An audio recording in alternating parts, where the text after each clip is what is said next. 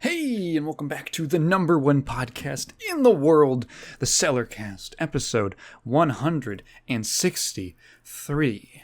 I decided to skip last week's episode because I had nothing to say, and I was just consumed with work, as is usual. I feel like that happens like once a month when I have to push the video out.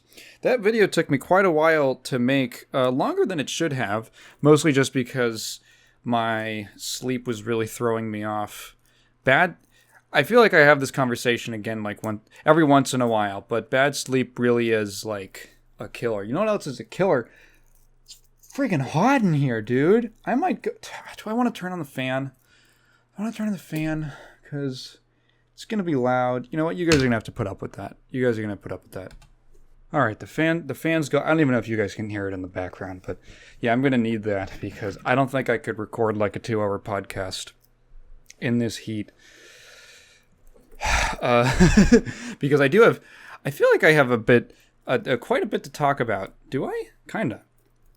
But before that, I want to talk about, first of all, put out that new video. It is the most successful thing I've made all year. It's probably the most successful thing I've made in a while, in terms of just raw, immediate viewership, which is cool. I'm very grateful to everyone who tuned in. I doubt that anyone who watched that video was converted into a podcast listener. But if you were, hi.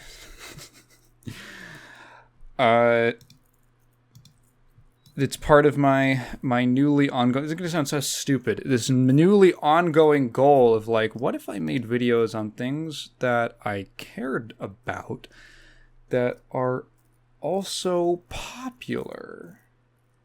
And... which was clearly not a thing when I made the TLC video.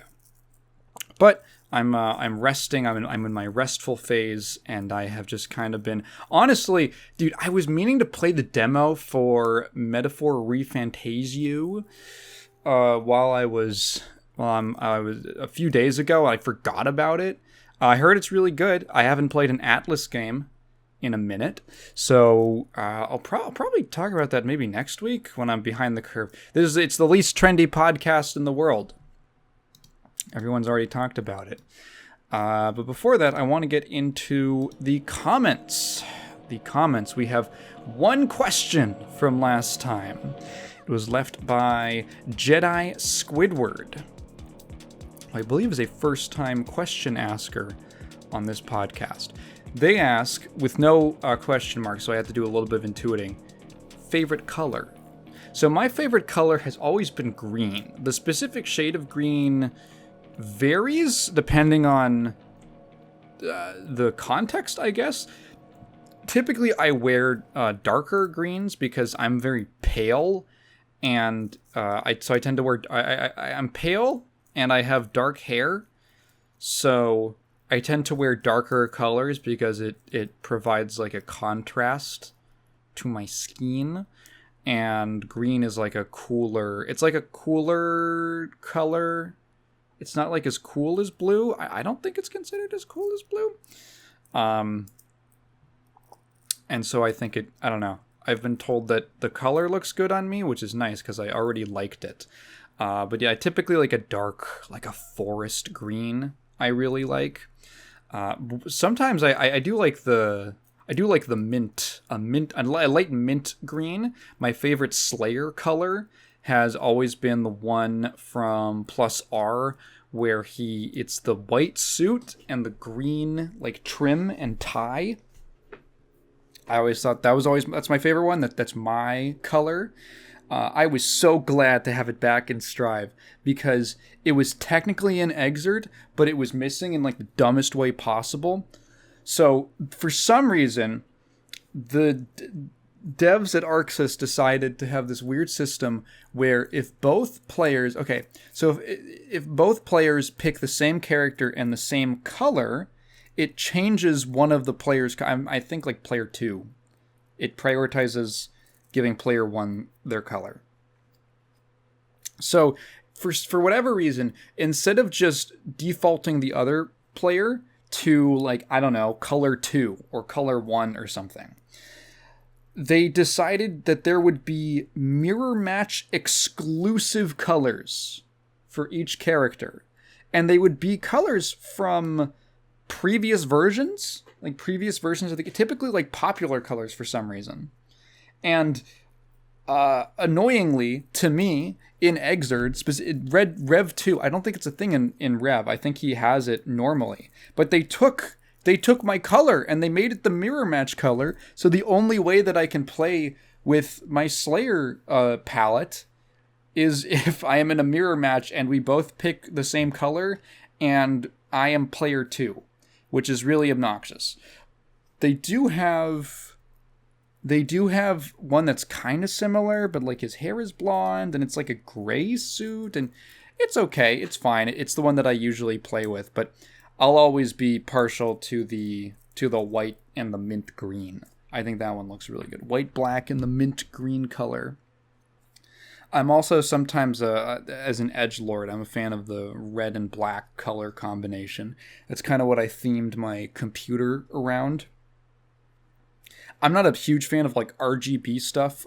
To me, it's distracting. So I have an RGB keyboard, but I got the software and I just set it to be a solid color all the time. I picked red because I booted it up and it's giving me like the freaking the Pride Month flag waving across my keyboard of just woo, this like rainbow. And I'm like, this is too distracting. Stop doing that.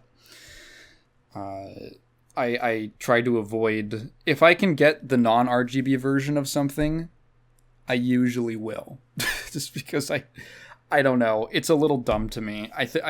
I'm gonna call out the gamers in the audience. Any kind of like animated RGB looks super tacky to me, in my opinion.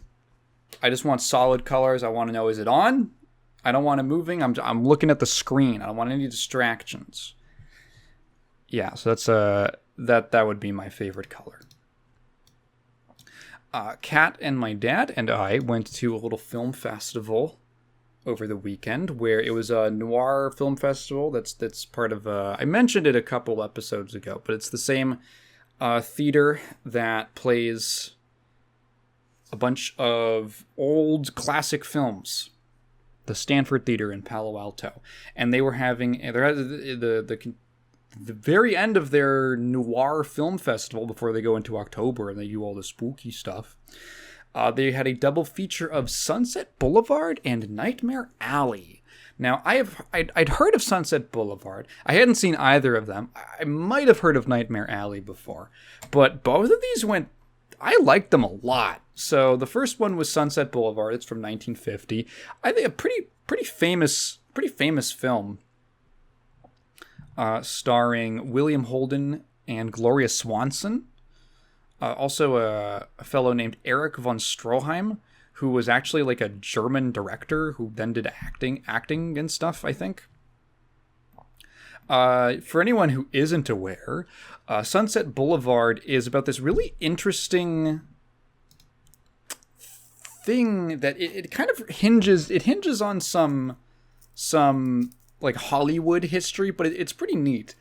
Essentially, it is about how the film industry went through this big shift when they went from silent films to talkies, as they called them. Not the chips, but talkies. So they had, sound and talking and all that, and audio. They went through this big shift, and interestingly, there were some big name silent film actors who did not survive the transition to sound. They didn't survive the transition to audio. They were purely like visual actors was their strong suit, and they just didn't have the skills, or they just, for one reason or another, just got completely usurped. Sunset Boulevard is about a Hollywood screenwriter living in Los Angeles in, I think around the time it was supposed to have been made, like around 1950. That's roughly the time period it takes place in. And he's down on his luck. He's almost at the end of his rope. He hasn't been able to sell a script in forever. He's living on peanuts. He's in this like cheap apartment. and they're gonna repo his car. They repo my car, and you gotta go to Crazy 88. It's a dumb reference. By happenstance, he kind of runs into, finds himself at this sort of desolate estate, which I think he thinks is just completely abandoned at first, before he realizes that there's someone actually living there.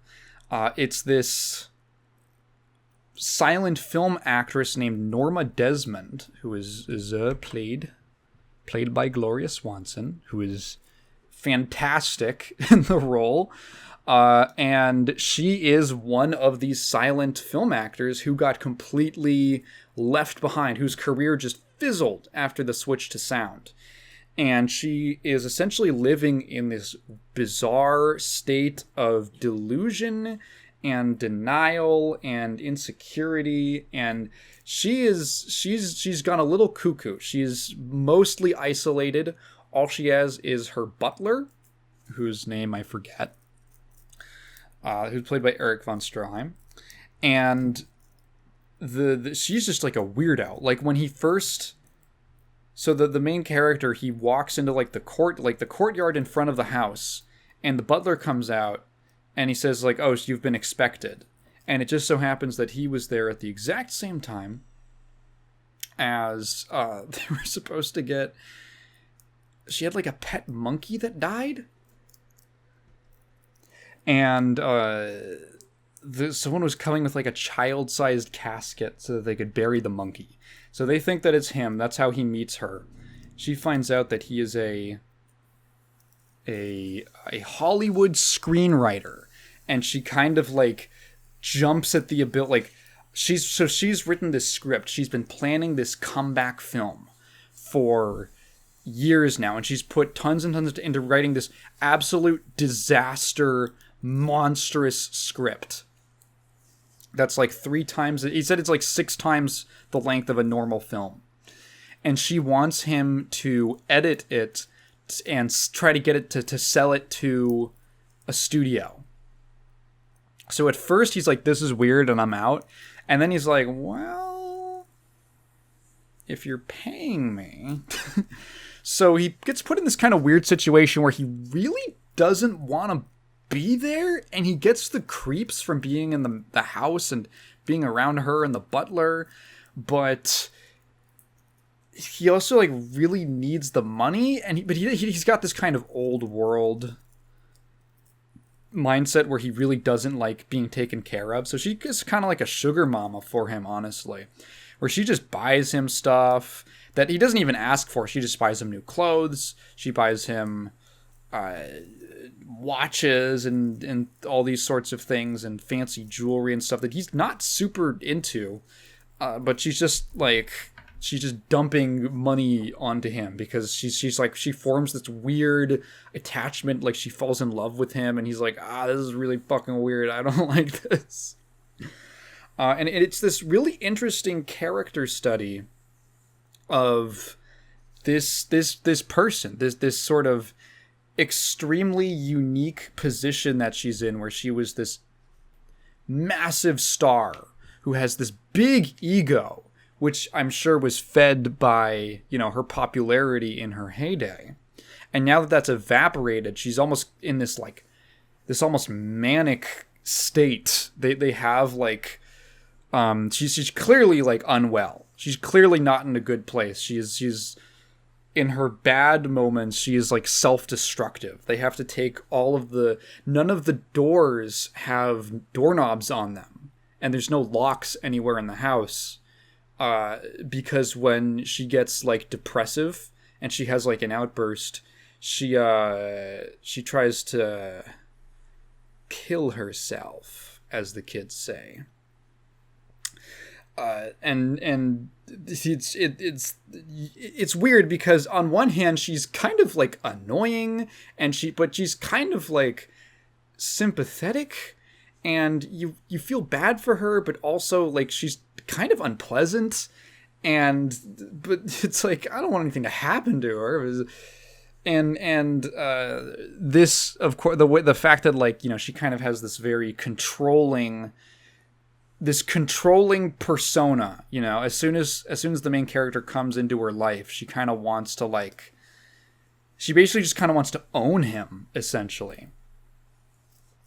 And that conflicts with what he wants for himself. He wants independence. He wants, you know, he likes having the money, but he doesn't like the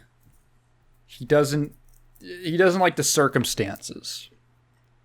And it all kind of builds and builds and culminates as things kind of get closer and closer to, you know, it's a status quo, to put this in like screenwriting 101 terms.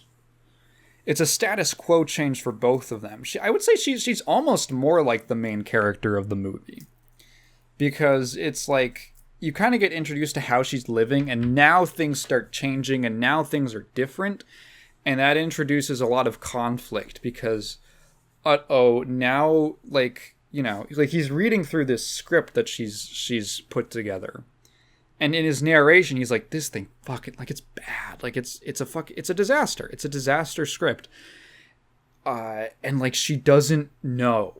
She isn't aware of her own flaws. She feels very entitled to success because she was successful in the past. And she's just, I don't know, she's just kind of on the brink. She's like on the brink of totally losing it. Fascinating movie. Really engaging, really fun. I say fun, but fun in like, you kind of know, okay. The movie kind of spoils itself in the very first scene. You kind of know how it's going to end. Just a little bit. But seeing the progression is interesting. It doesn't really matter that things culminate in the way that they do. What's cool is seeing the characters develop into that situation. So I like that a lot. Sunset Boulevard. I probably don't have to be the one to. I'm not like, yeah, there's this movie that no one's ever heard of. This is a fairly well-known classic film. But yeah, I think I would say it holds up. It holds up very well. The second one I was really unfamiliar with. It's called Nightmare Alley, directed by Edmund Golding, and starred a fellow named Tyrone Power, who I could not believe was white. I had to ask my dad, I'm like, because he's like, yeah, so it started this guy, Tyrone Power, who was this really like up and coming actor at the time, because my dad's all into classic film. And I was like, sorry, was he white? Because that's like a black guy name. That really threw me for a loop. That guy needed to be black so bad. Also Joan, I guess. Joan Blondell and Colleen Gray. This one's from 1947. Nightmare Alley was really cool. Nightmare Alley is also described as a noir film, which I would definitely describe it as. It has a dark atmosphere. Essentially, it opens in like a circus, in a traveling carnival freak show kind of thing that was very popular at the time. These roadside carnivals that would set up in town, and this was in the United States. And it would essentially be, you know, before the internet, how are you going to see a really fat man? You'd have to go to the carnival. Like back then, that was like, oh my God, he's 300 pounds? It would be things like that. As well as, you know, more I would call them the very kind of seedy. They tended to be a little bit, you know, exploitative, especially of people who had disabilities. Like if someone had dwarfism, it would be like, look at it's a pixie and shit like that. You know, anyone with some kind of physical deformity or weird thing would, you know, it's a freak show. But these also would often feature interesting presentations, I guess. So like themed shows and short stage plays. And the most important thing at the beginning of this, new age spiritual attractions, I guess I'd call it. Essentially, Tyrone Powers plays a he's like, what does he do at the start? He's just like a carny hand. Like, he just kind of helps around the carnival in general. And there is this woman named, she goes by Xena, and her whole deal is that she is supposedly like a psychic. So the act that she puts on is a bunch of people in the crowd write questions to her, and they collect all the questions and they put them underneath the thing. They put them like underneath the stage that she's on, and then so what the act is that she's just sitting up there, and then she essentially starts, quote unquote, reading the letters, reading the questions, which she shouldn't be able to see, and then reading out like, oh, who said them and what was the question, and then she would give some kind of answer about like, oh, will my daughter recover from her illness? And she would go, yes, she will make a full recovery. And they'd be like, wow, she could like psychically see the letter. She could see my question, so of course she must know what the future is going to be and stuff like that.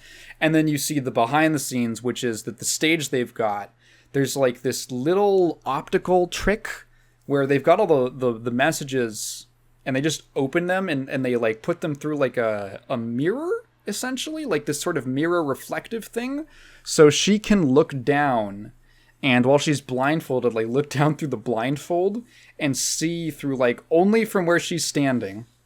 There's like a little spot where it'll kind of be like projected to her. And that's, of course, how she reads them. It's a scam.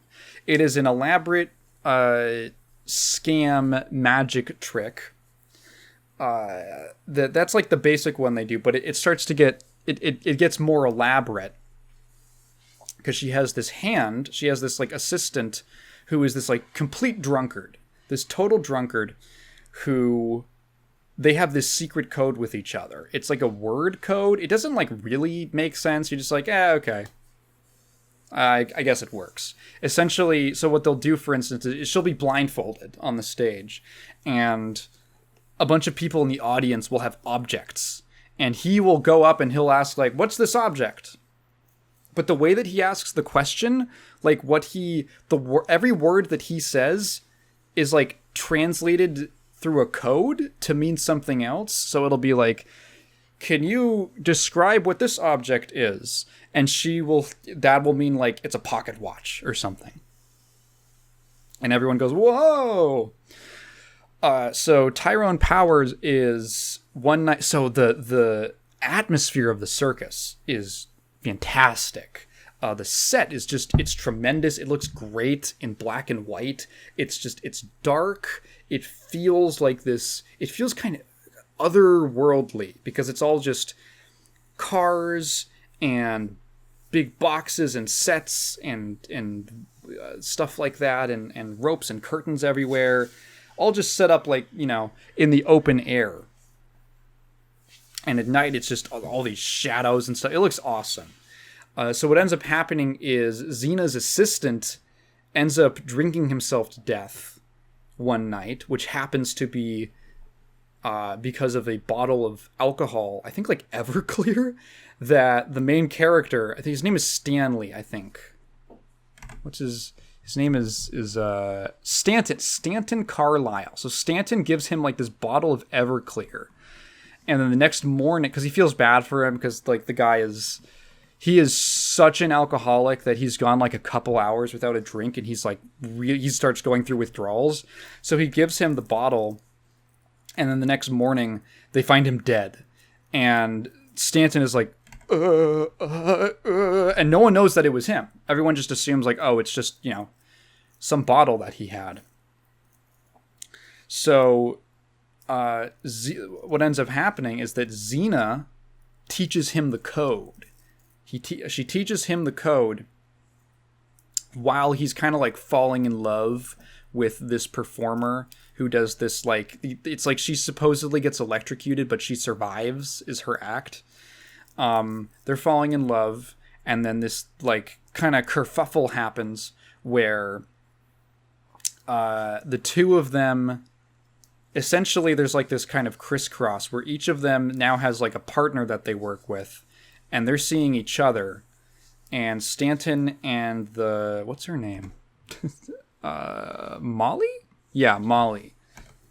They, the partners that the people they work under, Xena and the guy who's part of like Molly's act, are like, stop, you're gonna like run away and get married. And they have this like fight. They get thrown out. And then Stanton is like, hey, now that we've been kicked out of the circus, why don't we just go solo? And thus begins this long kind of descent. It's this interesting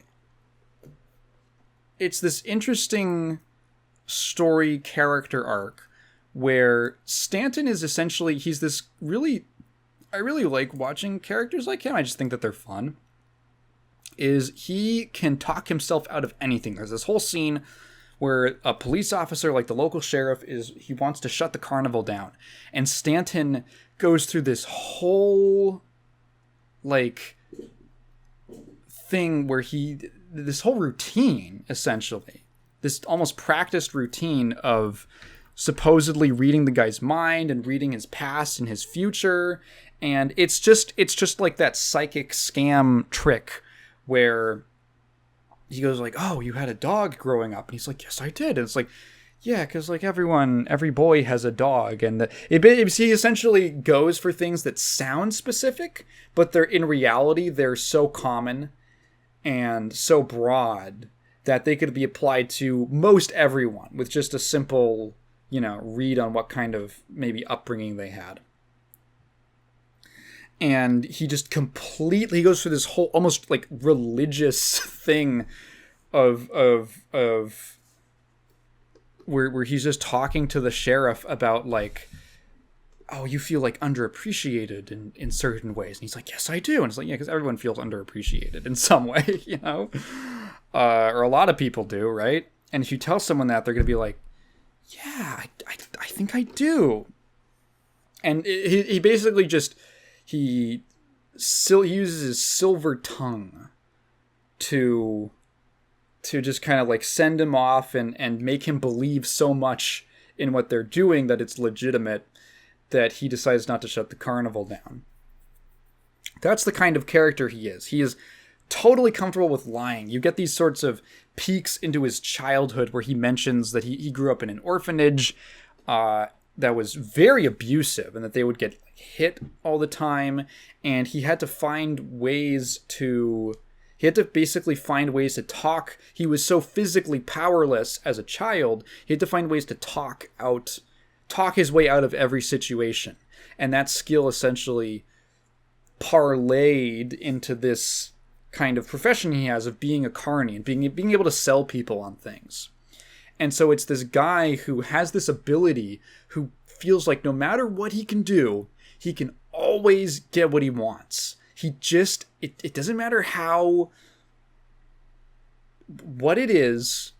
It doesn't matter what he has to do. It doesn't matter how immoral it is. He believes completely in himself that he can pull it off if he just comes up with the right story, if he has the right approach, if he uses his intuition and his a little bit of guesswork, that he can do anything. And so now, like, he and Molly essentially start up this act again where he's now playing the role of the psychic and she's the assistant, and he is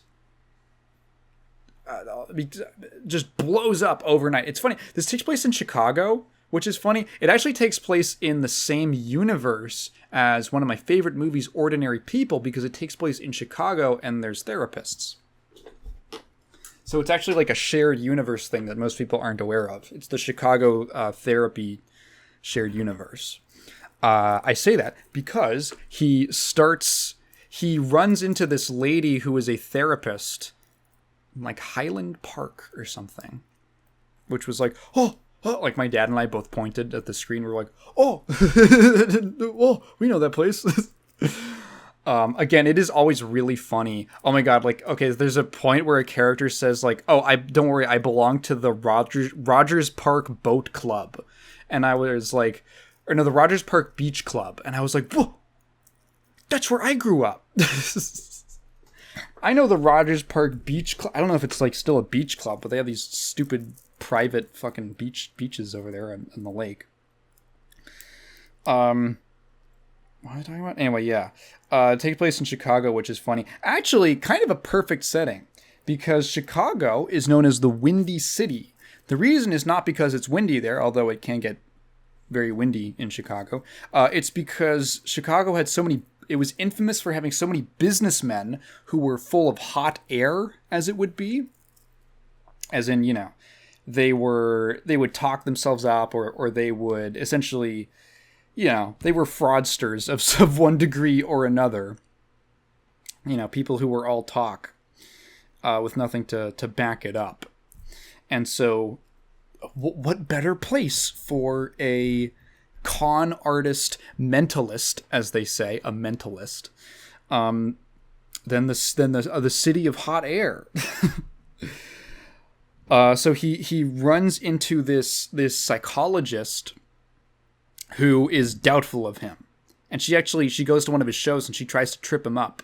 And she asks a question about something that isn't real. She asks, like, do you think my mother will recover from her illness? And he gets like some just weird sixth sense intuition. And he assumes that, and he says, the answer to that question is unorthodox, because I think that this person's mother died years ago. She's like, what the hell? So he goes to her office, and like, essentially it is as his success rises and his ambition rises, the levels to which he's willing to stoop drop further and further, because it's like this inch by inch thing where it's like, okay, at first he's just conning, like, you know, these rich people and all that. And then it turns into, you know, who are showing up to these fancy suit and tie events where he's like a big show, a big draw. And then it turns into, like, he visits her office and he finds out that she actually records all of her therapy sessions, which are for her own notes, right? They're private. And they start conspiring to where people start asking him to do private sessions. And because she is like a really high profile psychologist, she gets clients from like all over like the high society. So she feeds him information about her clients and their private lives. And he uses that to then make his stories more believable when he does these like private sessions for them. And it starts to get really like, because, you know, it's like this woman this man whose daughter died. No, his wife died.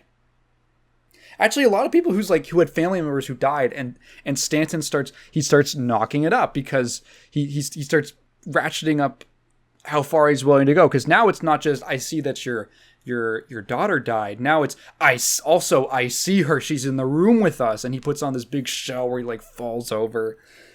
And then it progresses into like, he's going to put on, this guy wants to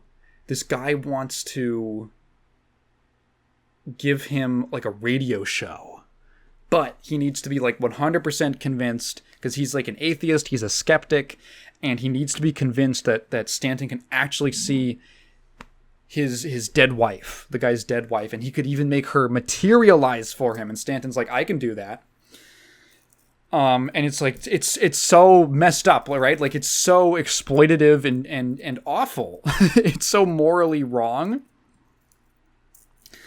And while this is happening, so one of this really cool element of the plot is that Xena, who is like, you know, the original psychic who started this off, she does have a genuine belief in the occult, and she's really into tarot cards. So he visits her in her trailer one morning, and she's doing tarot cards. And she pulls all of these cards, and one of them that she pulls is for she pulls for her assistant, the drunkard guy, and this is before he dies. And there's like she pulls the death card, and then she's like, oh, that's pretty dark, that he's going to die at some point. He's like, well, I mean, he's not, his health isn't very great. I mean, and then as he's walking out, he goes, oh, you dropped one of the cards. And he picks it up, and she starts freaking out. She goes, was it face down or face up? Was it face down or face up? And he goes, it was face down when I picked it up. And she goes, that means that whatever is on this card is going to happen very soon.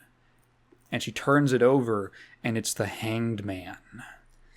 And he's like, oh, whatever. Like, okay, Xena, like, okay, whatever. Like, I know all of this is a scam. He's like, oh yeah, okay, whatever. You're buying into your own BS, essentially. You're so deep in it at this point. And then the guy dies for real. And he's like, but he can still kind of chalk it up to just like, oh, it was just an accident. It was just random chance. This happened to be the night, when he and his Molly, who are now they're married. Now that they're doing this act on their own, Xena and one of the other guys from the circus come to visit them. And they decide, like, okay, let's patch things up and we can be civil and let bygones be bygones. And Xena, he comes back into the room, and Xena's doing tarot. And she's pulling the tarot cards for him. And they get into like some argument because Xena imagines, she says, like, she gives him this essentially fortune that is, this card means that if you choose to do this, like make a change in your business, bad things are going to happen, is what she tells him. And he gets really mad, and he looks at Molly, and he's like, why did you tell her that? Why'd you tell her that I had this deal with the radio guy? And she's like, I didn't tell her anything. So they get into this big argument. Xena and the other circus guy storm out, but Xena comes back in because she forgot her tarot cards, and she realizes there was one on the ground. And it was face down, and it's the Hanged Man. And Stanton is like, you can tell. He's like, that's bullshit. Get the fuck out of here. Just shut up. Shut up with your weird occult witch bullshit. And she leaves, and you can tell he's so freaked out. He is so freaked out because things have just kind of been getting, while as he's more and more successful, he's more and more like ethically compromised. And so he kind of really starts spiraling because stuff starts to fall apart for him in these very dramatic ways. And he kind of hits this point where the last bit of the movie is really interesting because he hits this point where he starts to question whether or not he's like insane and whether or not he's just imagining things. Like, he goes to he's trying to leave town. He's trying to skip town, and he goes to the psychologist, and he gets like a bunch of money that he stashed with her. He takes a bunch of money. He leaves. He realizes that instead of being like hundreds, all the bills are ones, and he goes right back to her. He climbs in like her window through the fire escape. And he's like, those were all ones. And he's like, what are you talking about? And he hears a siren, and he's like, you called the police on me. You called the police, because she like took a moment to get dressed in her room. He like walks out. She's in her room, still getting dressed. And he's like, well, you were in there. You called the cops on me. She's like, what are you talking about? There's no siren. I didn't call the cops. And you can hear the siren. And so you're like, is she lying to him? Is she legitimately trying to gaslight? That's the actual textbook gaslighting. Is she lying to him to make him think he's insane, to like cover up her involvement in the scams? Is he really losing his mind? Who knows? And things just get worse and worse and worse. And he's in this hotel room. He's all by himself. He's freaking out. He doesn't know if he's going insane. And he's like, you know what would go really well right now? If I got super drunk. I don't want to spoil like where the movie ends up, but it's this. I really enjoyed it. I really like the characters and the progression of as he becomes this progressively more like unethical guy. This whole thing of like he's been lying his whole life. You know, so much of his life is being consumed by lies that he's told that now he like almost doesn't even know fact from fiction and what he made up and what someone else made up, and there's so many stories and everything. Really fun, really cool movie. I dug it a lot. The last bit is like, oh shit, the last like 10-15 minutes are fascinating in how hard they drive the theme of the film through. It was really interesting. Speaking of another movie that I didn't know jack about, besides like a couple trailers. Kat and I and our friends went to go see The Wild Robot, the new DreamWorks animated picture, which just came out. So my background, my only knowledge of this film came from a couple of trailers. There was like 2 trailers. The first one I thought actually looked pretty interesting because it had no dialogue. It was all just these kind of interesting scenes of this robot going through the wilderness, and I really didn't know what was happening, but it seemed kind of intriguing and actually a little bit mysterious. Like, I feel like that could have been that was an actual good trailer. Dude, I hate so many trends of modern movie trailers. This one felt like that one was like really actually kind of interesting because I wanted to know more about it. And then the second one came out and I was like, wait, there's a lot of voice actors attached to this. There's like talking animals. And I immediately just, all of my interest was like, eh. It was the same thing I had when I remember, was it Disney? Was it Pixar? I forget who did The Good Dinosaur. Do you remember The Good Dinosaur? When it had, like, the start of that trailer is all of these nighttime silhouetted shots of these dinosaurs on the night sky. This comet flies by. And I was like, for the first like 10-15 seconds, I was like, oh, what? Like a dinosaur like nature movie? That looks cool. I feel like there hasn't really been one of those. Because Dinosaur, the movie, is awful. And then you see the actual design of the dinosaurs, and they're all just like soft, rounded, Pixar flubby cartoon dinosaurs. And I was like, this. I had that same reaction to hearing the animals talk or seeing the animals talk in Wild Robot. But it came out recently, and Kat was like, I heard it was really good. And I was like, well, if you're taking me, I don't have a choice. So we went to go see it, and I'm not gonna lie, that shit went kind of nutty. That was kind of a really good movie. The Wild Robot, I would say, the closest comparison, it made me think of like, this is DreamWorks' WALL-E. In a couple ways. That's a slightly dumb, bad comparison. But I think there is like, the start of the movie has very little to no dialogue. Well, I would say only like essential dialogue. It's limit. I'll say limited. You know, people aren't having conversations. You know, there's a robot.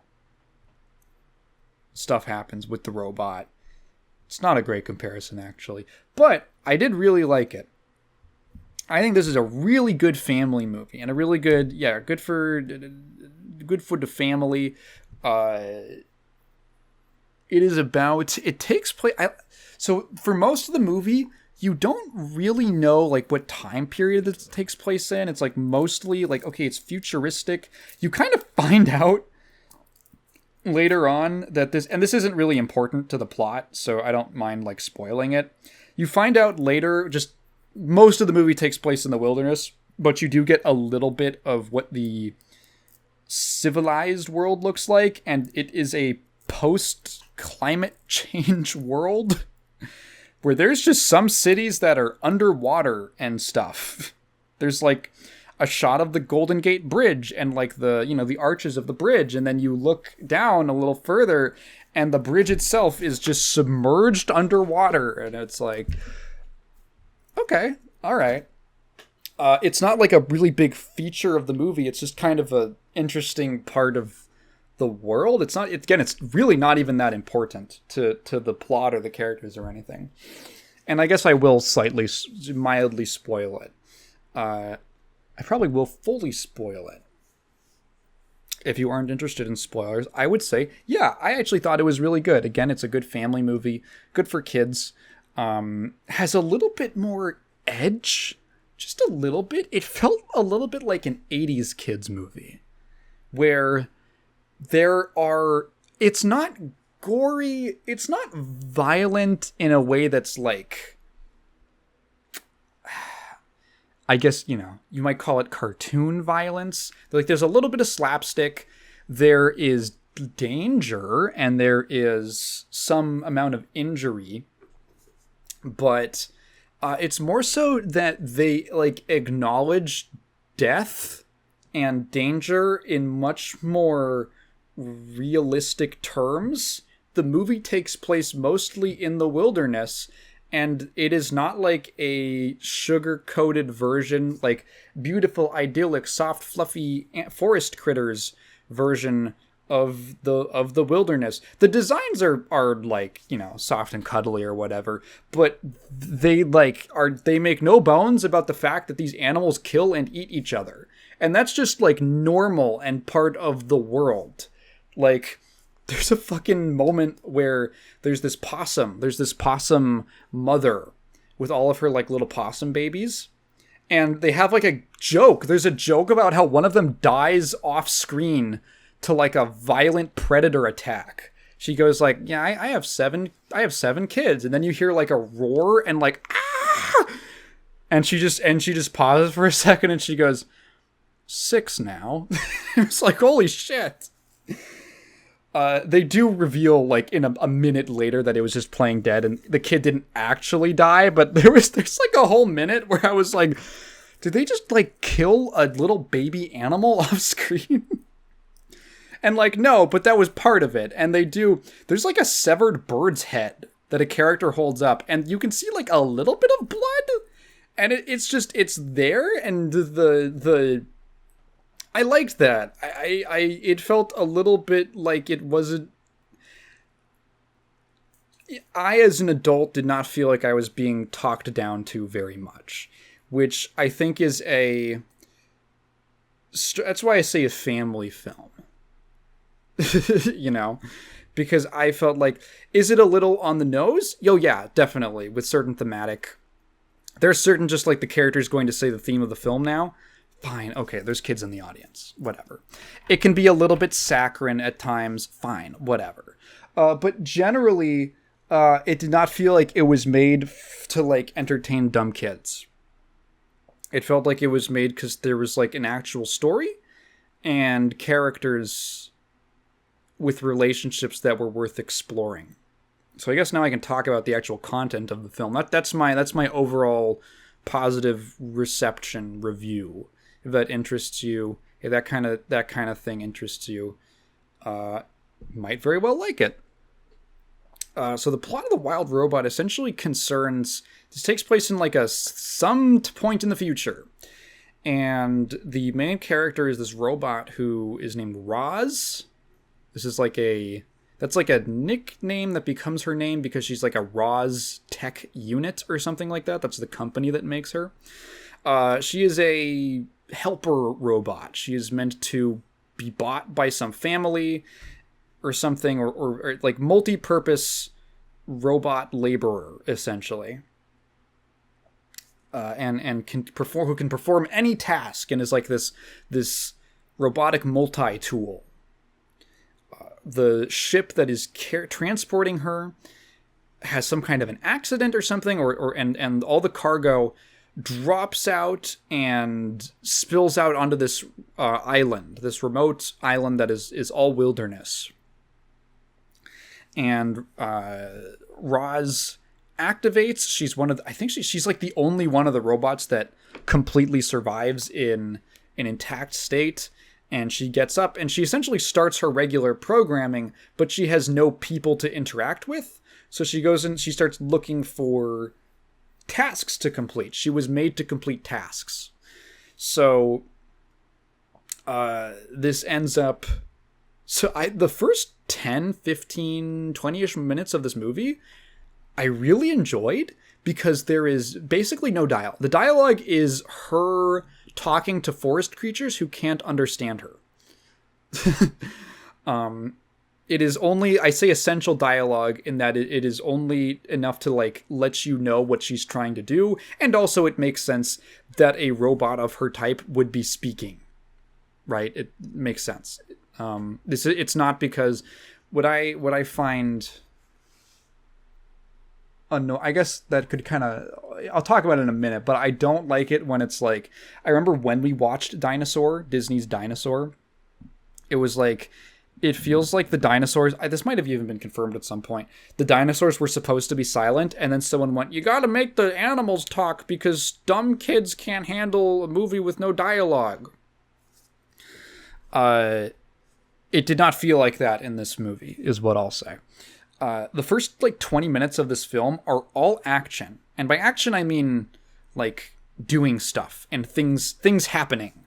Roz is wandering around the forest, trying to find tasks to do, failing, not knowing what's going on, and getting completely fucked up constantly. This fucking robot, man, I felt so bad for her. Just getting its ass kicked by all the forest creatures, just falling down hills and getting smashed and scratched up and attacked by a bear and just completely fucked up. I felt so bad. I was like, let this robot get 1 W, please. She ends up going into this standby, learning mode, I think she calls it, which allows her to learn the language of the forest creatures, animals, which is interesting because it kind of implies that human beings would be able to do that with, they have the technology exists. So do people talk to animals? I wonder? I don't know. It's kind of just a conceit of the film to say, here's how they talk, the characters are able to talk to each other. So I mentioned that it is... it does not feel like we had to make them talk for the child audience. I was worried about that, but I think it does justify it by the character things that happen in the film and the kind of story that it's trying to tell. Number one, I think works best. So it's kind of like problem solving.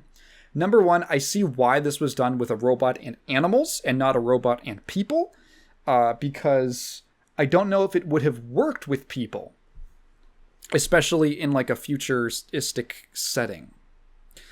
To have two things which are foreign to human beings, I guess, animals probably less so, but something that is non-human, something inhuman, I think is actually kind of important to the themes of the film. And two, the kind of story and the character development that it wants to convey, dialogue is kind of necessary. Could it have been conveyed through just motion? Maybe, but I see why they went with dialogue, and fine. Okay. It justified me on it. It's fine.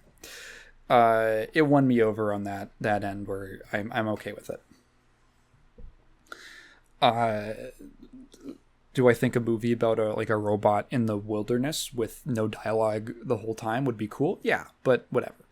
Anyway, so she starts talking to the animals and still has absolutely no luck. Basically, all that she can, the only benefit that it makes to her, that learning the animal language, is just that now she knows that they call her a monster, which is funny. So she ends up accidentally, after getting into another scuffle, she ends up accidentally destroying and killing this entire family of birds by landing on their nest, except for one single egg. There's one egg that she doesn't really know what to do with.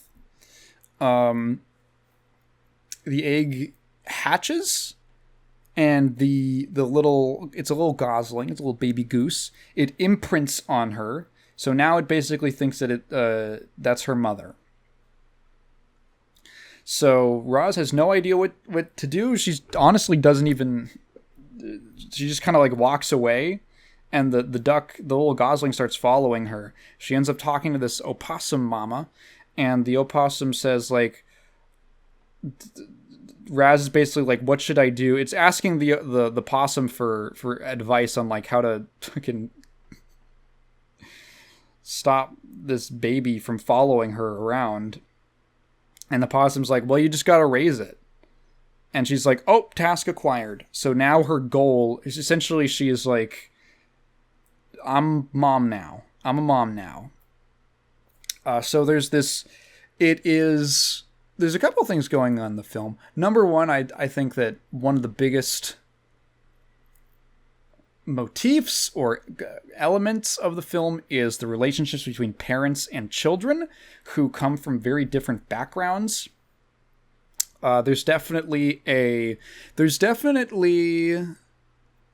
an element of like an adopted parent and a child in here, where Roz is essentially the adopted mother of this baby, who they end up calling Bright Bill.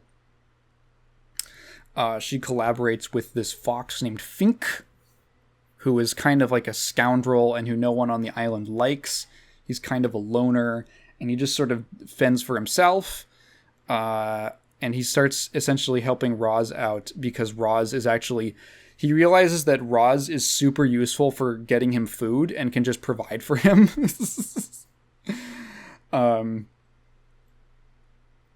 He's like, oh shit, she'll just do anything. All right, yeah, I'll just...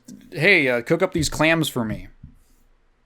So they kind of end up forming this weird family unit where Fink tries to give her... Fink, who himself admits that he had essentially abusive parents. He talks about his mom just like fucking... His mom taught him to swim by just throwing him into the water and stuff like that, and essentially kind of mistreated him. Which probably partially explains why he's okay with not being around other animals, because he doesn't feel a lot of need for companionship.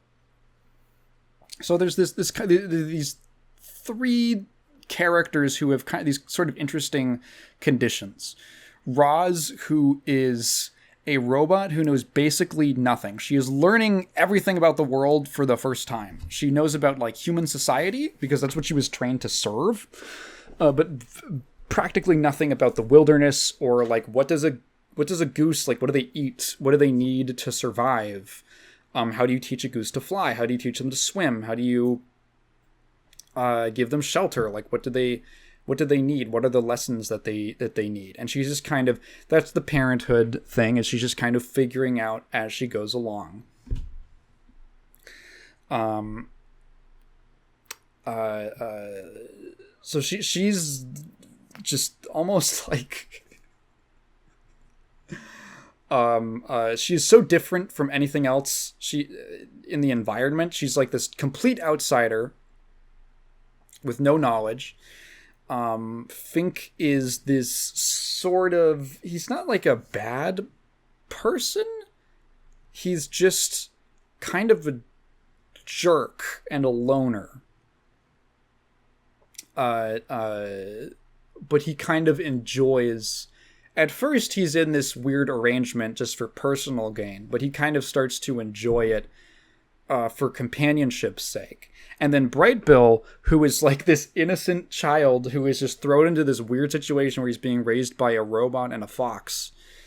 And I was like, they have a thing where Bright Bill like grows up and he walks around and he's talking like a robot. And he's literally like, he acts like he takes after Roz with like the way that he moves and like acquiring information about a strange animal or whatever. And I was like, oh man, like she raised it. It's like, this isn't even a joke, but it is like someone who was like very autistic raised a non-autistic kid, and the kid just took after their parent. I don't know, like that is kind of was like the vibe it kind of gave off for me. Bright Bill also has this issue where he's a runt. He's the runt of the litter and probably would have died if it wasn't for Roz. So there's this, the relationships between the characters was, I don't know if I'd say it was anything groundbreaking, but they were unique enough that I liked the way that they developed and the sorts of conflicts that it created. As, you know, Bright Bill isn't accepted with the other geese. He isn't even raised by a goose. He doesn't, it's kind of funny, but like there's a moment where he finds out that Roz isn't his real mother, and he's like, what? Oh, dude, I should have known. What the fuck?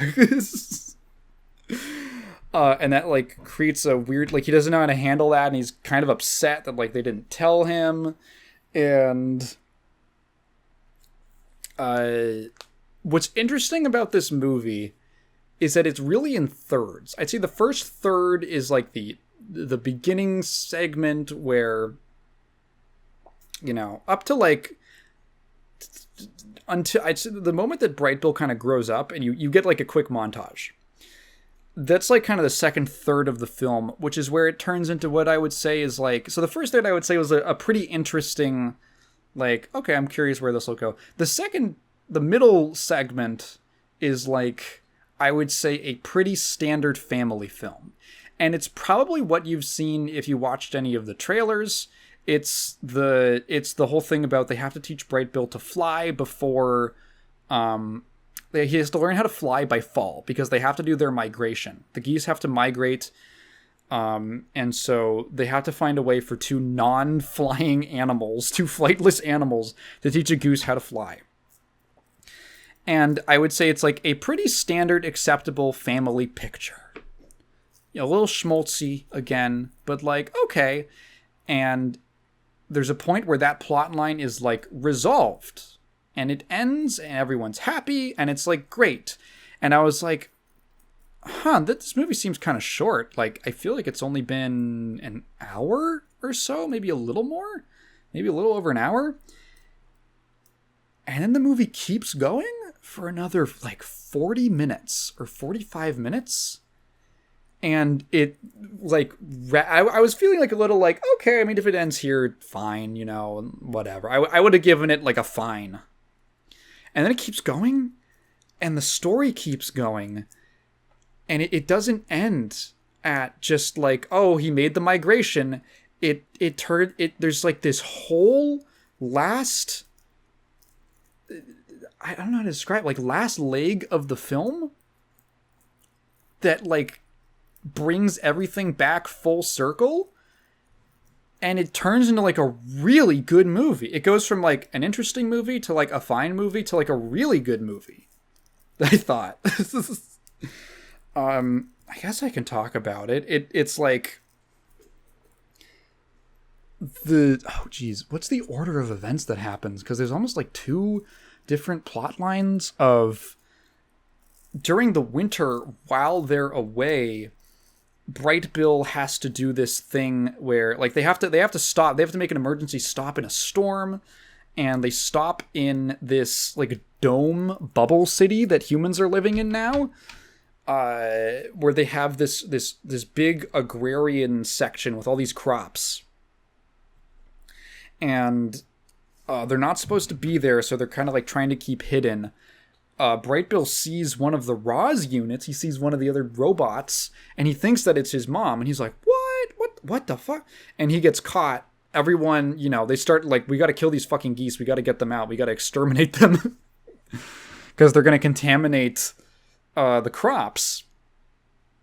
And then but he knows, well, they're just trying to like pick them up and probably just move them somewhere. But because Bright Bill knows that they are not designed to do any harm to any living things, he's the only one who's able to stay calm. And it's like, oh, cool. So he, because of his unique background and his willingness now to, the way that he's like open to like understanding everyone else is fearful. All they've done is live among other geese their whole lives.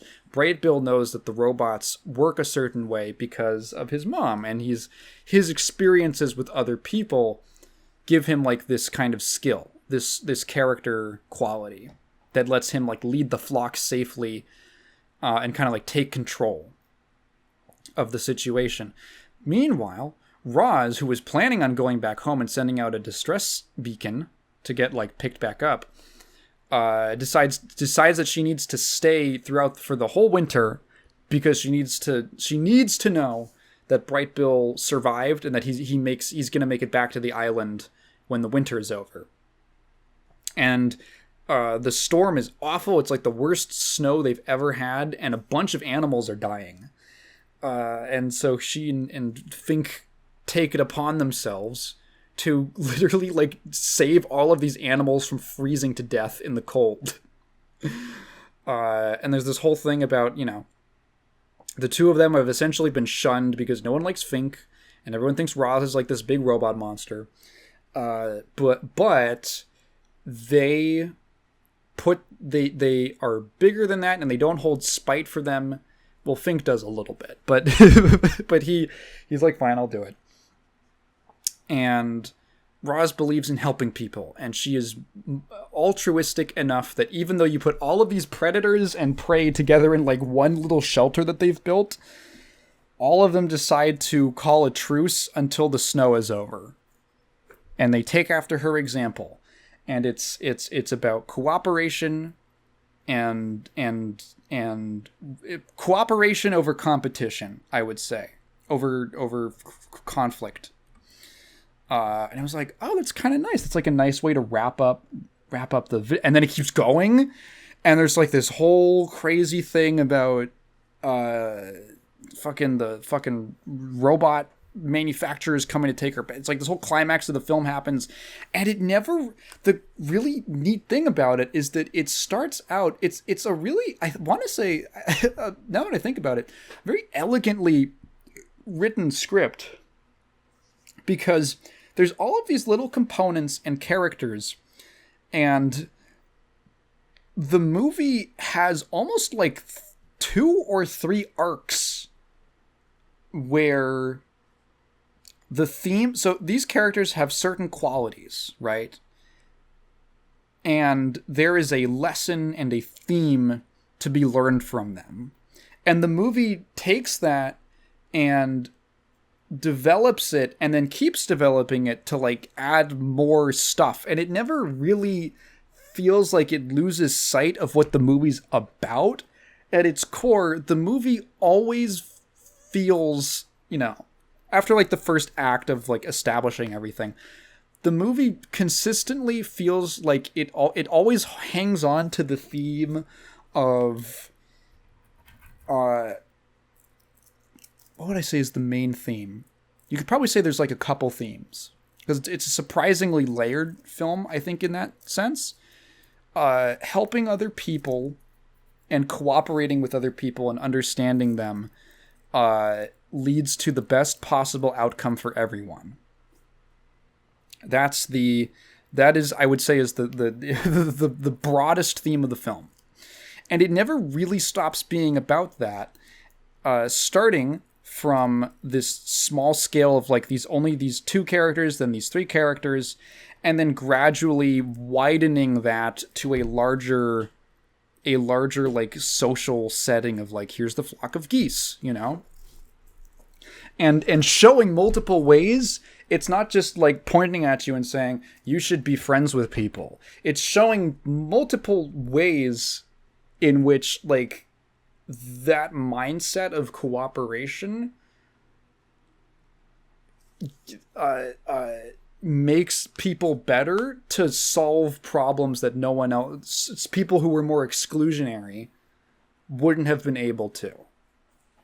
And it just kind of keeps fleshing the theme out and developing it as it goes along. And by the end, it was very satisfying. I thought it was a really good movie. Yeah, I really liked it. Really cool. Big win for DreamWorks. I would definitely recommend. I think your kids would like it. I know I have an older audience. If you are into animation, it's a pretty well animated film. The nature stuff is really nice. I liked that. Yeah, I'd say this is a real. This is. I feel like this is a real. I think this one is going to stick around. I think this one has some staying power. DreamWorks has been kind of on a. What did they put out? They did, because I was gonna say, I was also very positive on the Puss in Boots too. Pussy Boots. They're making Dog Man next year, which is based on some like Jeff Kinney book that Kat said she liked a lot. Filmography. Show me the. Oh, here's the timeline. Yeah, what have they made in like the last couple years? Well, not everything is like amazing. They made the Trolls movie. But they've actually been putting out. I don't know. What is Orion in the Dark? I have no idea what that is. What is Gabby's Dollhouse the movie? I don't know what the hell is. I don't know what this is going on. But hey, they've had some. I mean, not everything. But recently, I think they've been putting out some pretty good family movies. So yeah, I would recommend The Wild Robot. Now let's get on to things that I have been playing. Now, I have not played a whole ton of stuff. Did I mention? Yeah, I wanted to play the Metaphor ReFantazio demo. I forgot to. I will later. I'll probably play it like tomorrow or something. Most of my time has been monopolized by two things. I'll talk about the first one. So, Terry came out in Street Fighter 6, and I did not play him, because a little bit before he came out, I was like, I gotta get my sea legs back with SF6, and Bison looked cool. I have the second character season pass. I'll pick up Bison, because Bison is a character who I think gameplay-wise always seemed interesting to me. I kind of like characters like him that are sort of have like a close range bully brawler archetype, but the specific way that he played like never really appealed to me. Yes, it was because of charge motions. I'm a little baby and I don't want to learn how to do them. But I decided to pick him up because they changed some of his stuff around, and also gave him like a decent gameplay rework. I guess you could call it a rework. They did the thing where they just took stuff from the V system from Street Fighter V and just gave it to the character as part of their regular moveset, which, like, thank God. So it's like, oh, okay, cool. So he has these, like, mines that he can place on you that, like, explode after a bit, and you can use them to, like, make your pressure way stronger, and you can combo off of them sometimes. And he has Psycho Crusher back. Cool. And honestly, he's just done. He's fun. He's a very easy character. You can get a lot of. He's pretty safe. He has good buttons. He has very good damage. I don't know. I'm just having a good time. I think even if they nerfed him, unless they completely gutted him, I'd still probably enjoy playing him. So I was enjoying that, and took me a little bit to kind of get back in the swing of things with the way that I haven't played a Street Fighter in a minute. So, back into the way that 6 plays, I took like 1 or 2 sessions and grinded my way up to Platinum. That's where I'm at right now, and I might, go further than that. I'm not like a huge ranked grinder. You can hit Platinum easily in like 2 days. If you can, here's my quick start advice for Street Fighter 6 ranked. Learn how to anti-air. Learn what your best poke is that you can combo off of, and then learn like one combo that you can extend into super. And you can get like really far with just that knowledge. Just anti-air them when they jump. Throw pokes out at mid-range. If you can combo off of your poke, awesome. When you use like your closer range combo starters and then go into your combo, and then once you got like level 3, you can just I'm going to do like half your life bar. You can get very far with just that knowledge. But when I was playing Bison, I was like, damn, I really like the way. So I think his new design is it's fine, you know, what they're going for. He's like a revenant. He's a body who has some of the memories, but not quite all the memories. He has like the personality of Bison, but not all the memories, I think is what it is. It's weird. I don't know, man. He got like spiritually exploded at the end of Street Fighter V. Who knows? But, oh man, his costume too, the classic costume, the classic dictator outfit is so good looking. I really liked it. And I remembered, oh yeah, you can get all of the costume 2s. You can get costume 2 for every character for free just by playing the World Tour mode when you max out your relationship with them. So I was like, oh cool, you know, because I never finished World Tour mode. So I decided to like go back in and play, and it's not that long. It's not very long.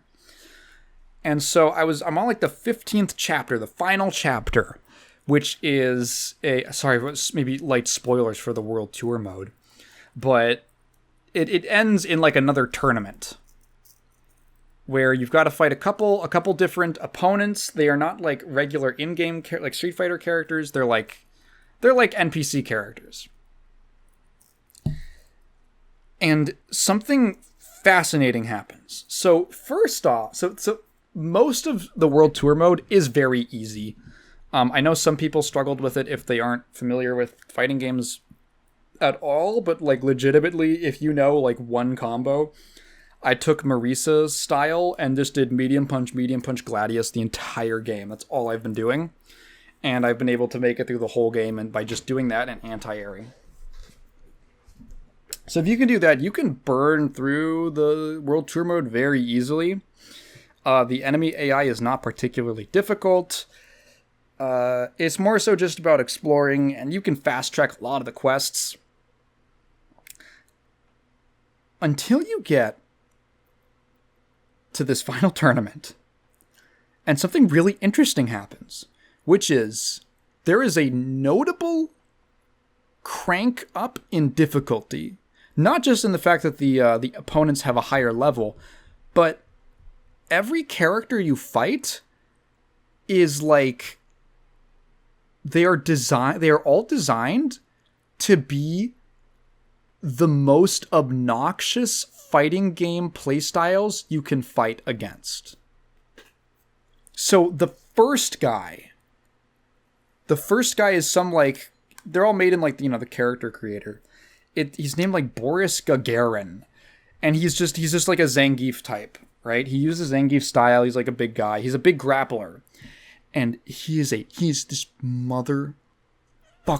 Every time there's even like I don't know how fast the startup on like SPD is, Zangief's big command grab. Every time, let's say it's like a 3-frame startup. I don't know. Every time there's a 3-frame gap. In anything you do, he fucking SPDs you. Because the computer just reads your inputs, and it forces you to play a lot cleaner and a lot better, because they're going to be super precise and punish the fuck out of you for any kind of mistake. Mistakes that you can't even feel. Like, a regular human being cannot just know that there's going to be a 3-frame gap in your string, in your block string. They have to guess or make a read or something like that. They have to be like, oh, you put a gap here. I'm going to do SPD and hope that I'm right and that you put the gap there and I'm going to punish you. But the computer knows, and it does it very consistently to you. And because he's a grappler who's like super high level, he wins off like 3 touches. He wins every round off 3 touches, and you do so little damage to him. It is an uphill battle. It's an uphill battle. Oh my god. Granted, I'm a couple levels below them, but you can usually take on characters who are a couple levels higher than you in this game and do fine. You can still win. But oh my god, Boris Gagarin. And then next up is just a pure zoner. All she does is she has these like projectiles, like these wrenches that she throws, and she's kind of actually just sort of like Dhalsim fireballs. She has a horizontal one. She has one that she throws in an arc that kind of comes down after a delay. She has like a Molotov that she throws at the ground, and then it burns and kind of lingers for a second. And she has one that she jumps and throws down at an angle. So she covers all these different angles of approach and parts of the screen. And how do you beat her? You just have to be super patient. You have to be really patient because she is pure zoning and defense. So every single time she blocks something, I swear to God, she always does V reversal, which is like an armored reversal that you need to spend a little bit of your drive gauge on to perform. Every single time, and it like knocks you super far back. Every single time. Unless it would burn her out, because she's also programmed. It's not just like this mindless script of like, oh, just V reversal on every single time she has to block something. It's also like programmed to have real meter management. So she'll V reversal you until she's down to like 1 or 2 bars of drive gauge, and then she'll stop doing it.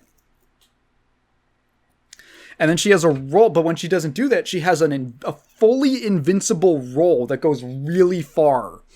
And you have to anticipate either the V reversal or the roll if you want to even try to punish her for it. And then she just backs away and just throws wrenches. And dude, it is because again, you do not do a lot of damage to her. It is infuriating to play against. It's so annoying. The third guy is like an E-Honda. It's just E-Honda, essentially. And it's the fucking asshole, annoying, scrubby E-Honda playstyle, like the scrub killer E-Honda playstyle of just headbutt, 100 hands. Headbutt, 100 hands, on plus, counter hit you, fuck you. That's just, again, just like patience. Patience is required in like all these fights. There's a couple more, but it goes on. It goes on in that style. And the funny thing is that this whole game, like the story of World Tour, is pretty whatever. It's fine. It is essentially an excuse for you to do a world tour, to go around one metro city and the other major hub like open world area, Naishal, and then to visit all the other different countries, which are just tiny little stages, boxed in rooms. Where the other Street Fighter characters are. It's just an excuse to pass you around all these other characters. There is very little in the way of an overarching plot. There's like this thing with your training partner from the start, Bosch. It's fine. And I realized something as I was playing these, which is like, okay, they put some effort into making you care about what's going on with Bosch. But I am so much more invested in fucking up Boris Gagarin. I am so much more invested in fucking up, what is her name? Carmelita or something. Carlina. The Zoner girl. I am so much more invested in beating these characters because they made me feel bad. And this like thing clicked for me. So, World Tour, it's a fun enough mode. The open world is cool. I like how it's not the largest one ever, but it's very dense, and you always kind of feel like you're finding some neat stuff. What they need to do, okay, it's a very Capcom thing, where playing through the World Tour mode. My conclusion is, I'm sure the second version of this that they do is going to be really cool. This one's kind of rough, but I feel like if they just take this as a basis and even reuse the map or whatever, do like Yakuza does. There was an interview with the Yakuza devs where they were saying like, yeah, the reason we can pump out so many games on a yearly or twice or every 2 years basis is because we just reuse the same map with like, we just add new stuff every now and again. It's just super cost effective and all that. You don't have to reinvent the wheel every time you make a new game, kind of thing. Just honestly, I would be fine if they just reuse the same map, fleshed out the activities that you can do, maybe make more of the buildings actual places you can visit. I don't know. I'm sure there's things that you could do. Maybe make it look a little better. But the basis is very promising. when they do a second version of this, which I hope they do for Street Fighter 7, I hope this becomes like a staple of the series because it's really cool. I want them to do something, and Capcom, you can take this idea. You can take this idea if you want. Do like a Gary Oak character or something, or some Elite Four of some asshole or series of assholes that you just despise, who are the main rivals / antagonists for the game. And I want like at the start of the game, get your ass kicked by some piece of shit scumbag scrubby grappler. The salt is coming out. And just to make you go, I fucking hate that guy. I cannot stand that guy. I want to kick his ass so bad. And just make him an asshole. And just all you want to do is kick his ass. Because it's so much more powerful when you feel it through gameplay. If you have a villain who's evil because they do things in the plot, sure, that's one thing. But when you are playing as the character and like you are them, especially if it's a custom created character, and you just I fucking hate this. Oh my fucking god. That is some powerful motivation for playing the game. You're like, now I want to get really good because I want to beat this guy's ass. I want to beat him. I want to get all the different moves. I want to get my stats up. I want to kick this dude's ass, and then go ahead and attach like an actual character onto him. And I think it would genuinely be really effective. I think it would be really engrossing.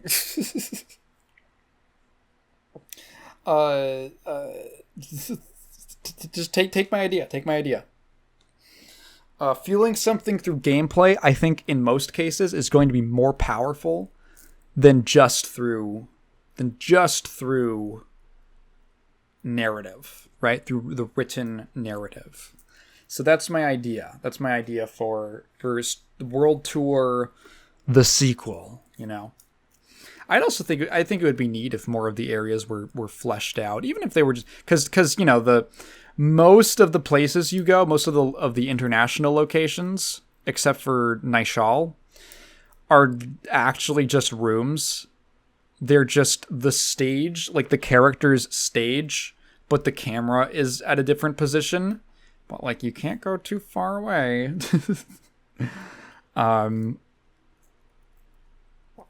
Maybe flesh those out into like smaller areas. That would be neat. I wouldn't mind that. Yeah. World Tour. I want to see what they do with it next. And finally, the second game that has been monopolizing my time is ToonTown.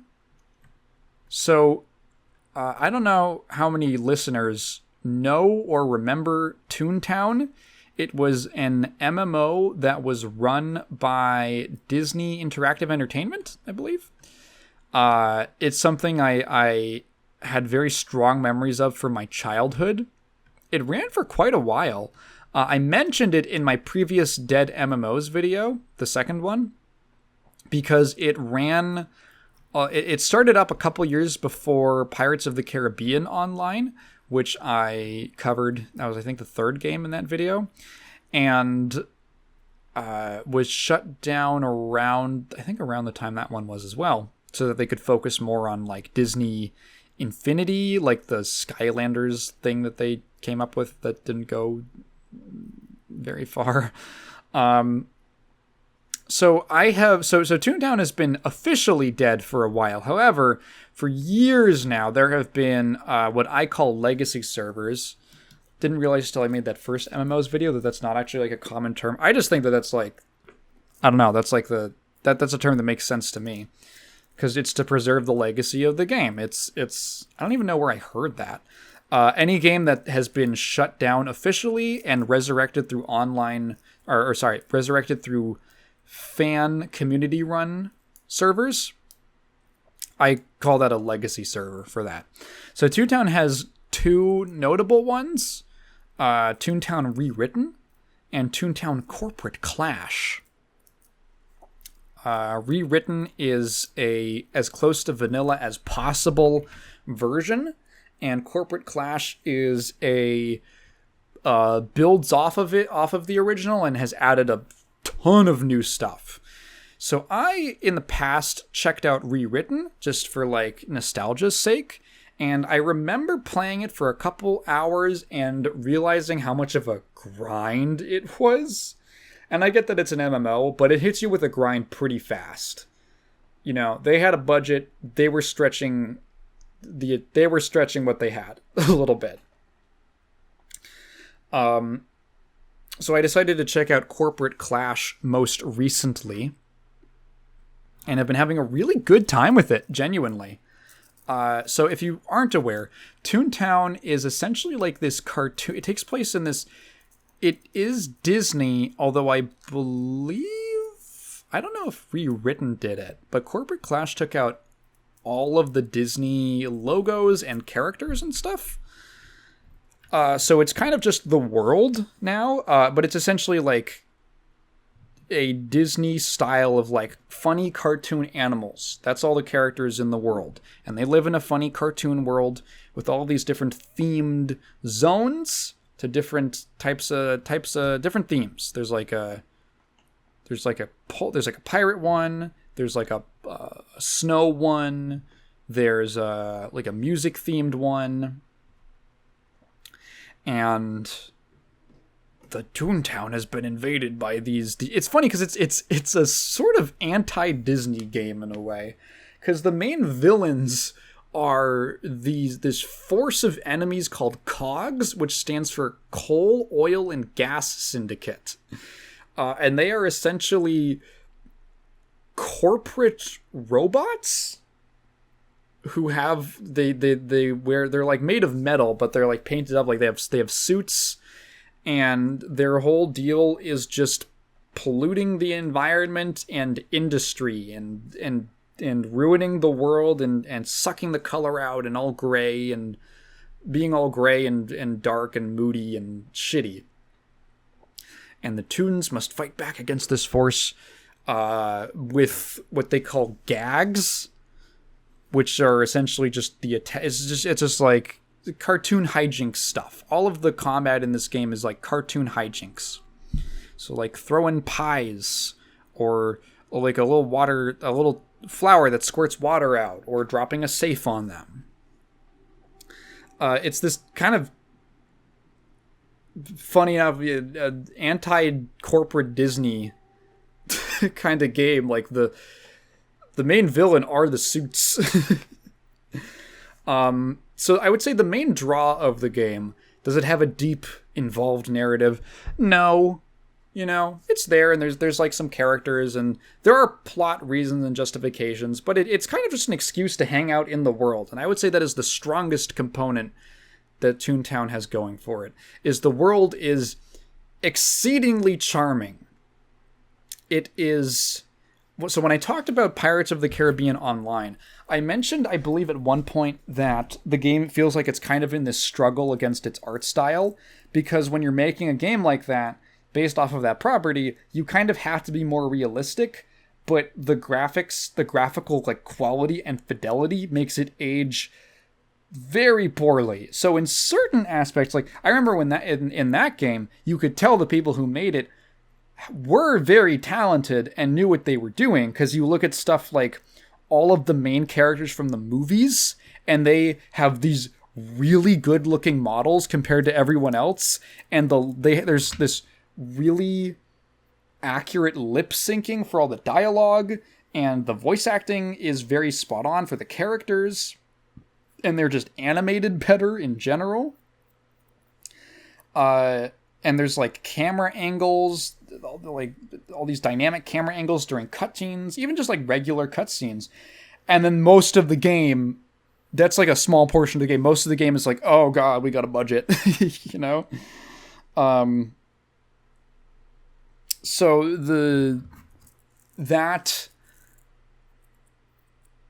those things kind of clashed against each other ToonTown does not run into that problem nearly as much because it's so stylized. Everything is almost made to look like a theme park. Well, there is a ToonTown at one of the Disneylands or Disney Worlds or something, and it's like all these big sets and stuff like that, and these big walls that are meant to look like buildings and things like that.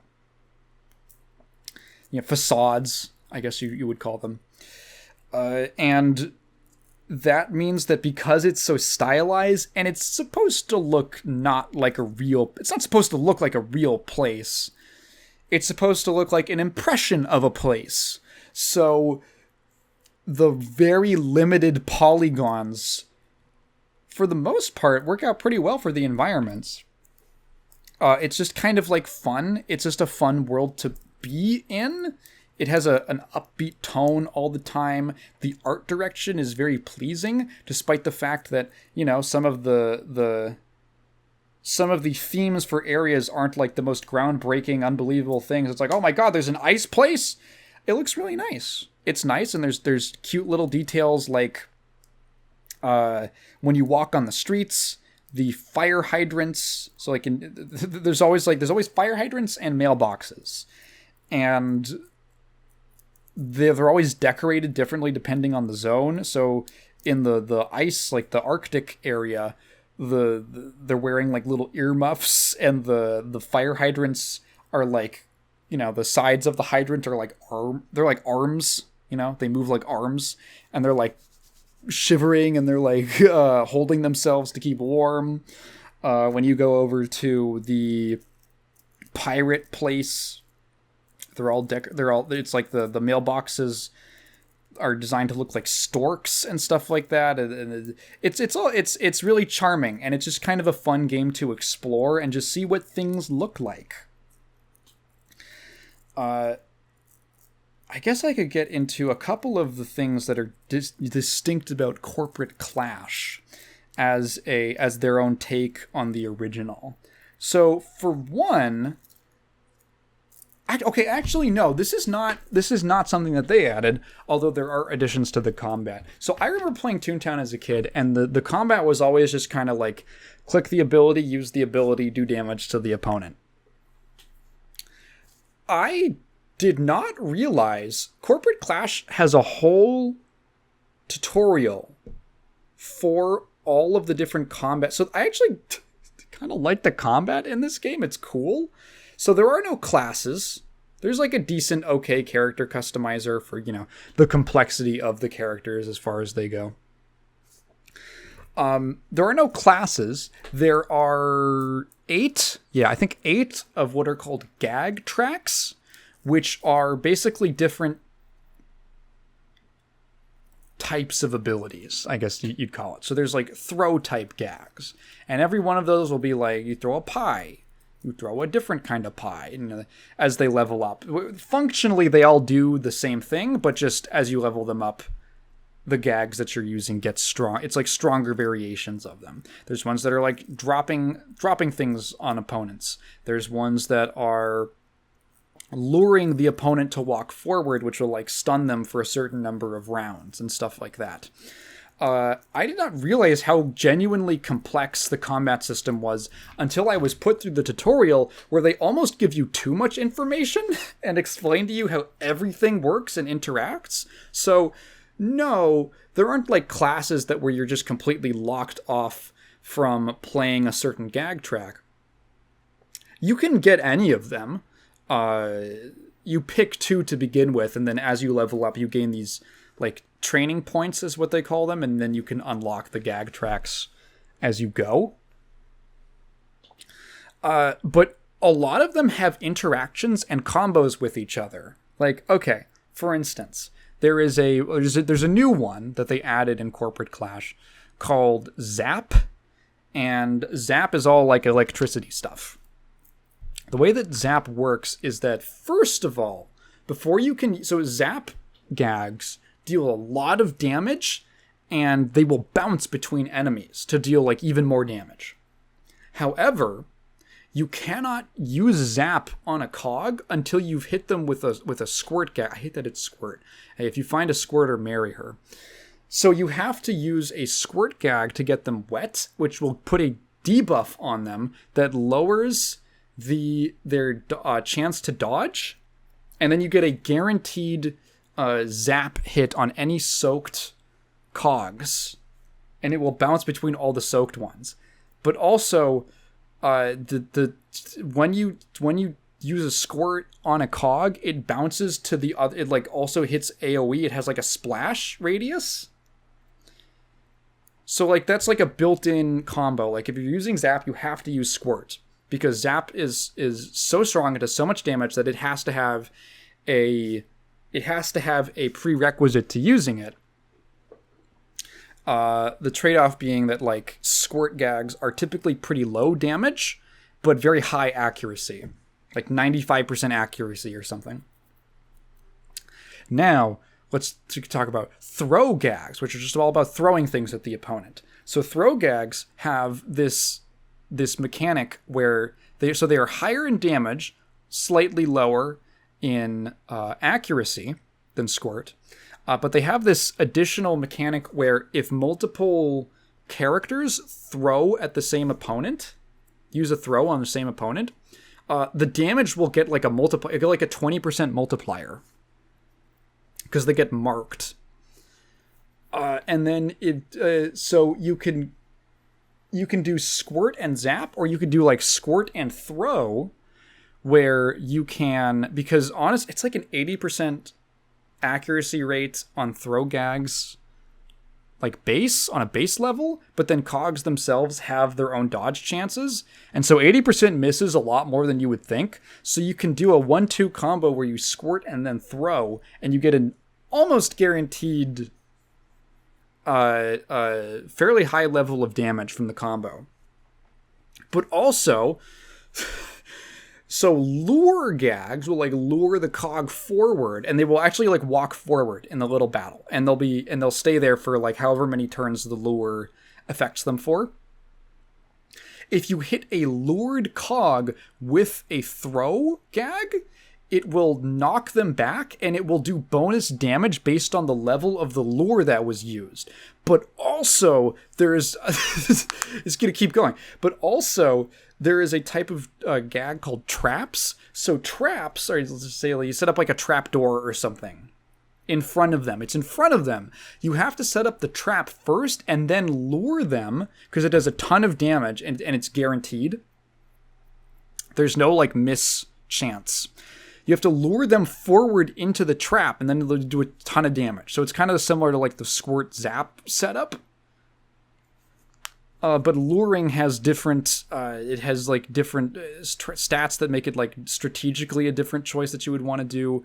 And then it's like, but if a cog is lured, you cannot hit them with a drop gag, because drop gags always hit where they like are initially. So it'll miss them. It'll hit behind them and whiff. So there's like there might be like more interactions that I'm thinking of, but like there's a lot, and that's not even all the gag types. It's impressively complex, and there are like genuine builds that you can specialize in. Corporate Clash augments this further with the skill point system, because so essentially you gain a skill point at like predetermined points when you level up, and you can get a maximum of 11 skill points, and then like a 12th one for doing this kind of like super end game completionism thing. Let's say you can get like 11 points. There's like 8 gag tracks, and you need 2 points to unlock one of them. So if you were if you wanted to spend all, so you can technically unlock, I think 7. If you get all 12, you can unlock every single gag track. But there's a third, if you spend an extra point, you can prestige the gag track, which means that it gives it like extra abilities, extra bonuses essentially. Like, okay, it'll do more damage in this situation, or something like that. And some of the prestiges are really valuable, and some of them are like a little less valuable, but generally they're just better versions of the standard gag tracks, as far as my understanding goes. So there's builds where you can go like, I'm gonna unlock 5 gag tracks and I'm gonna prestige all of them. Or you can say like, I'm gonna unlock like 8 gag tracks. I want to have all of them maxed out, but I can't prestige any of them. And all sorts of stuff in between. So there's also, you can respec at any point. So that makes it easier. That makes it less of a commitment. Dude, I feel like, I want everything to have respecs. I'm going to be honest. Like, playing games where you can respec at any point is so nice. To just be able to switch up your build on the fly. You know, there's kind of this mentality of like, oh, but the player, it's an important decision that the player has to make. And it's like, yeah, but like, it's more fun. I feel like unless part of that is part of the themes of the game that you're trying to convey, I don't know. I feel like it's a little outdated to not be able to respec. Even if it like costs something, fine, but just give me the ability to respec at any point. You know, I like that. I like being able to have multiple different builds for stuff. Like, to me, that's fun, that I get to actually explore the system rather than lock myself into one way of playing. It is again, yeah, like a surprisingly complex system. The numbers have been tuned, as far as I understand, to be a little less grindy. You get currency a lot faster. Currency is barely a concern. You get I'm not sure exactly what's changed. Oh, you know what I want to talk about? I want to talk about the cog designs, but I gotta go to the bathroom first. I'm back from the bathroom.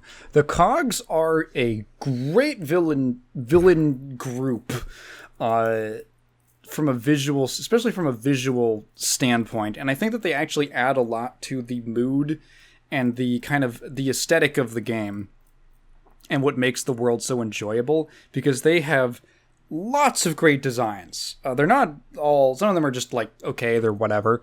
But man, there are some really memorable ones. My favorite one that always stuck with me was, he's called the Big Cheese.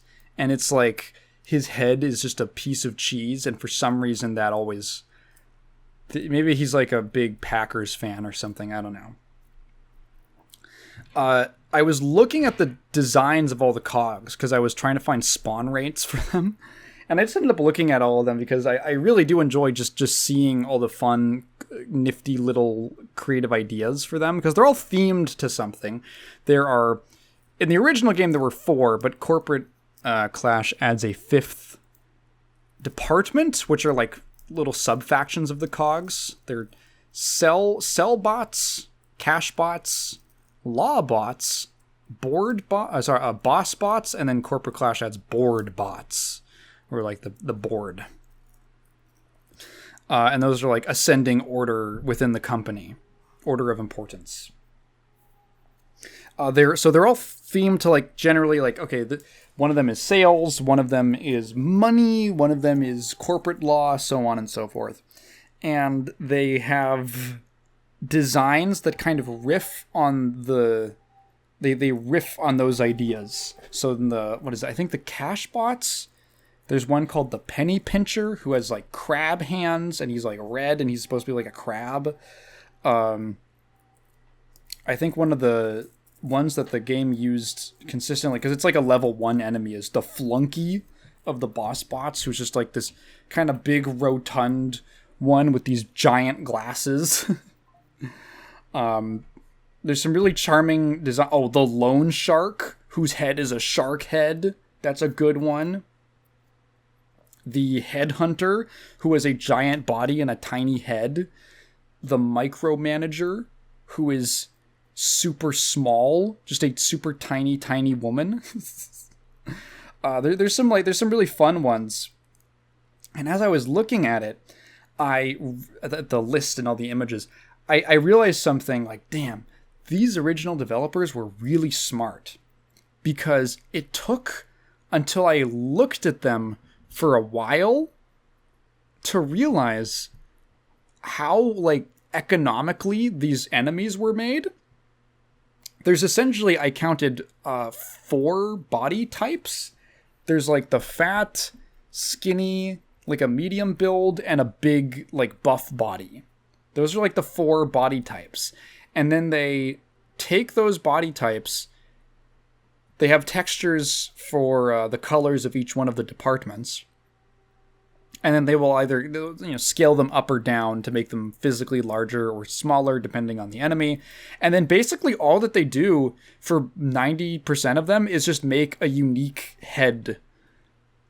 And it kind of reminded me of this little, like, secret to character design, to, like, designing a bunch of cool looking characters, which Tight Kubo is extremely aware of in, like, Bleach. Bleach does this. It's, you take a basic uniform and then just change, like, some of the body type and have them give them, like, a little bit of every character gets a unique spin, a unique take on the uniform as, like, the starting point. So all of the characters look like they fit together because of all the uniform aspects. They typically have, similar items of clothing and similar colors. And, Bleach, the Gote 13. There's, like, 26 characters that they introduce, but they all have black and white in their color scheme, and they've got robes on. But the way that each character wears that and augments it and wears other stuff over it or around it, or maybe it's torn up or something, that's what gives them their character, and it informs you how they deviate from the norm, let's say. What's unique about that person. And it gives you a quick, memorable thing to hang on to. Like, Kenpachi has, like, he's just got, like, his bare chest showing all the time, and he's got, like, an eye patch. Just, 2 character details, right? Byakuya wears his in, like, a very kind of stiff way, and he's got that funny little thing on his head that, like, it's like a hair clip. I don't know what it's supposed to be.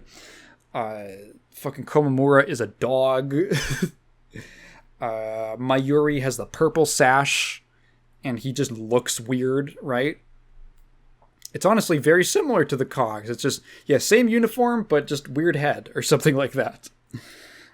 So not only is it really effective at immediately telling you what the character is about and making them fit into a larger cast, but also it is really easy to make original characters based off of that. Dude, if ToonTown was going strong today, I feel like there would be a lot more, I'm sure there are already, but I'm sure there would be a lot more, like, this is my Cog OC. He's a cash bot, and he's pansexual, and has autism. There'd be so much of that, dude, and it'd be like, it's like a cash bot, but his head is it's a die, and when he and the eyes are the little dots on the die. So, like, it's like a 2. So, like, he's faces forward with the 2. Wait, actually, this is a great idea. Hang on, someone draw that shit. It's like a dice. It's a single die. And the dots, like, the 2 side of the die is facing forward. So, and that's, like, his eyes. Hang on. I think I'm onto something. People will be and he'd be like, this guy is called the, it's like a pun. They all have pun names or references to like phrases or like office corporate phrases or something like that. The dice roller, die hard, die hard, maybe die hard. I don't know. High roller. There might be a high roller already in the game as one of the original Corporate Clash ones. Anyway, the Cog designs are really nice. Remember when I talked about how the graphics are very primitive? Yeah, you see that very hard with some of the cogs, especially in their original incarnations. Some of them are, for the time I think it's acceptable, but man, I can count the polygons that make up your head. Oh my god. and the texture is kind of awkwardly stretching over the planes and stuff like that. It's like, again, memorable, has a look to it, and I think is suitably off-putting for what the cogs are supposed to be. They're unnatural. Literally, right? They're like these capitalistic robots that don't fit into nature. Not one of them is becoming a wild robot. One of the things Corporate Clash does is that they remodeled and retextured a ton of the cogs.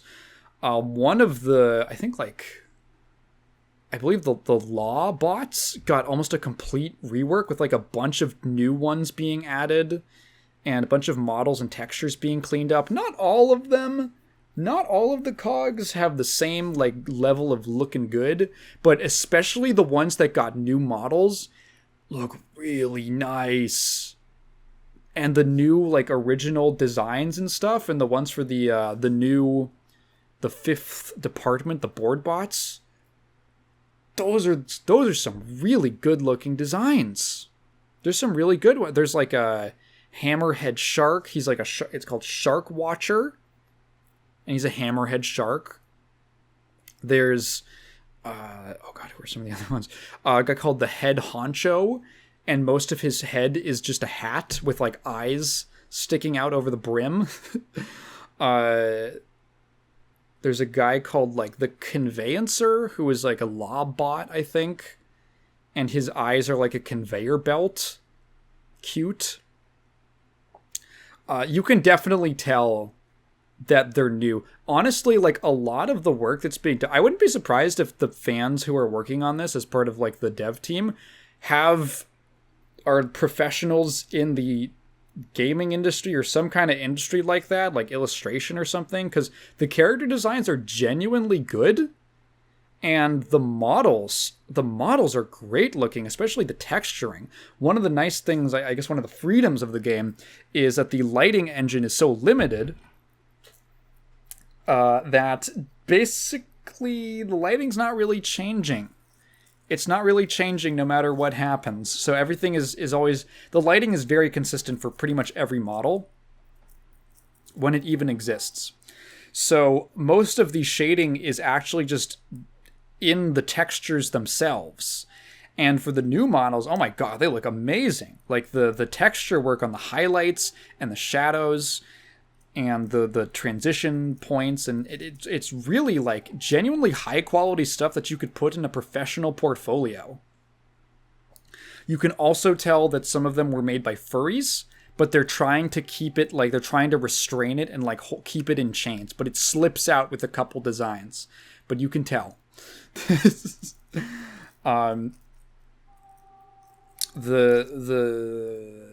Yeah, I don't know. It's a fun, charming game that I like existing in.